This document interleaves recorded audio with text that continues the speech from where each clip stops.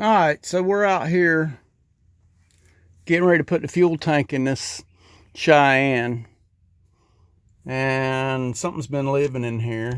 You can see that. And extra credit for you guys that know what this is. Oh yeah, wonder if somebody had a Schlitz malt liquor or something up in here. Yeah, baby. Ain't seen them in a long time. But, yep, we're getting ready to unhook this and get this thing going on. So I found a piece of chrome trim. Not sure where that goes. I'm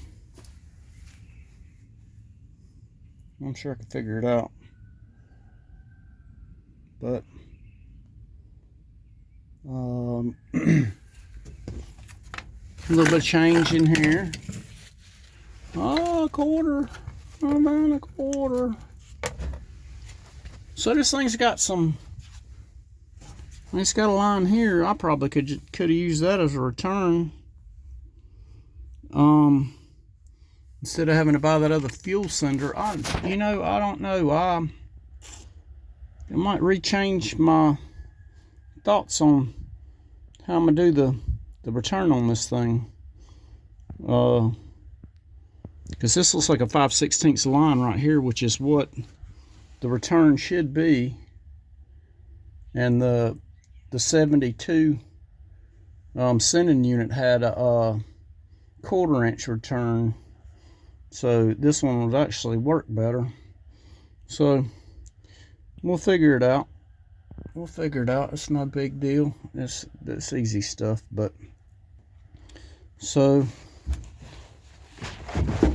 found the armrest, and it don't go to this truck because this truck has both armrests in it. So I mean, now I did, like I said, I had this thing packed down with stuff for storage, so I have forgot what all and everything, but it's good. We're gonna pull this fuel tank out and figure out what we're gonna do about the sending unit, and then we'll get the new fuel tank in. Then we're gonna see about doing this heater core. Looks like it might go in from the inside. So we'll see about that, and get that part of it going on. If it goes in from the inside, we might not be worried about changing it right now, because I really want to get this truck loaded up and get it to my cousins and get the cab on my chassis. So we'll see about that. I mean, if it goes in from the inside, there's no rush, and it's looking strongly like it does.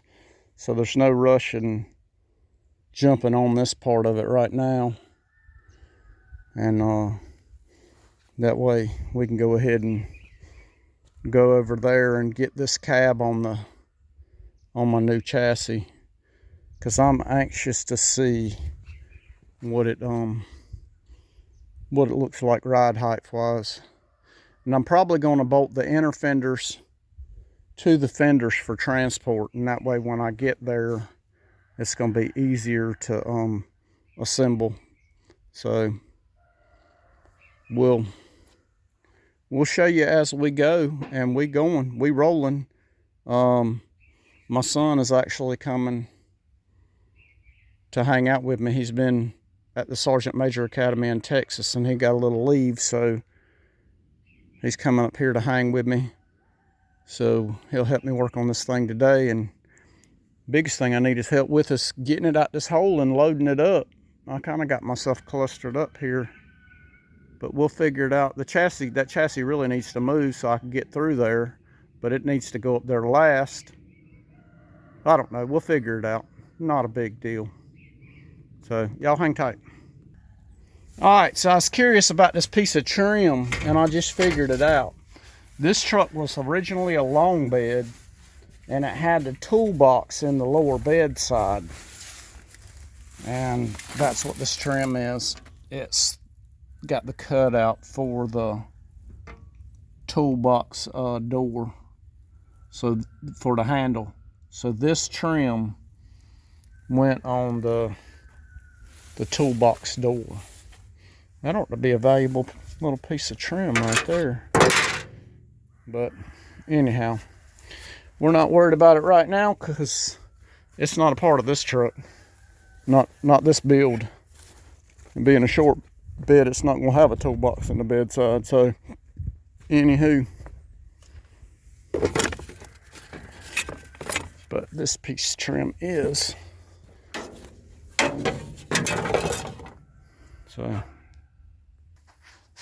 So I'm really impressed. Look at these bolts that held the fuel tank in. I mean, they still got the factory galvanized coating on them and stuff. The outside of this tank looks good, but I'm sure the inside of it looks pretty poor because the gas cap's been off of it forever. But found a bunch of interesting stuff. Old Three Musketeers wrapper, some ball bearings, some hairpins, couple cigarette butts, the cellophane, that rip strip that comes off of cigarette packs. So somebody that drove this truck was a pretty good smoker. But anyhow, ready to pull this tank out. Somebody put reflective strips on the door like they were scared that somebody's gonna run into them. Just cool stuff you see. And over here on this door, one of the GM stickers is still on here. And then an oil change sticker. So, pretty cool stuff. Pretty cool stuff indeed. Reese cup wrapper maybe? I don't know. Ice scraper. Cool deal. So, yeah, see, there's one of them cigarette rip strip things.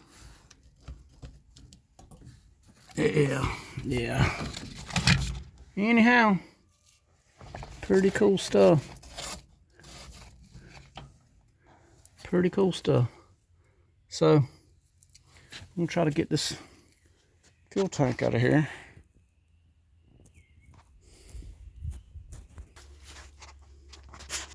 We got the gas tank out of here, and it is so clean behind there.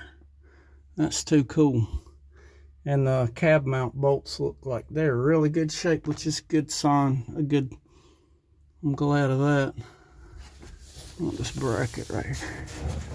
I don't know what that goes to, but it's been sitting back there for a minute.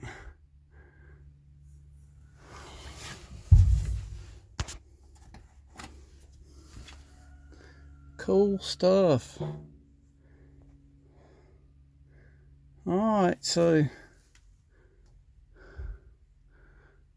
we're ready to dig this new fuel tank out and see if it's the same.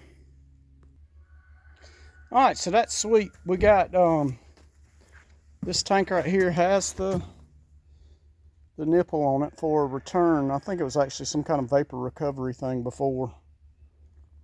And this is a vent. So yeah, I wished I'd have looked at this earlier. I could have saved myself buying another fuel cylinder. But that's cool.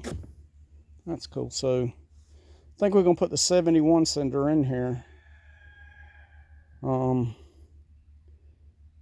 just mirror all the lines, and we use this line as a return.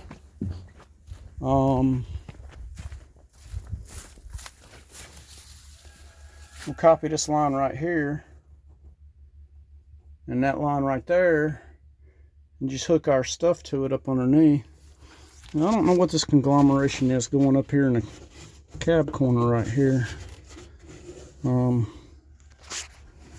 It's bolted right there. Let's see if we can get it out. Alright, so I pulled that out and it just loops around up in the cab. So I don't know what it did, but we're going to use that thing for a return. So that works out really sweet for me. I'm really happy with that. So anyhow, I'm going to get on this and we'll show you more as we go.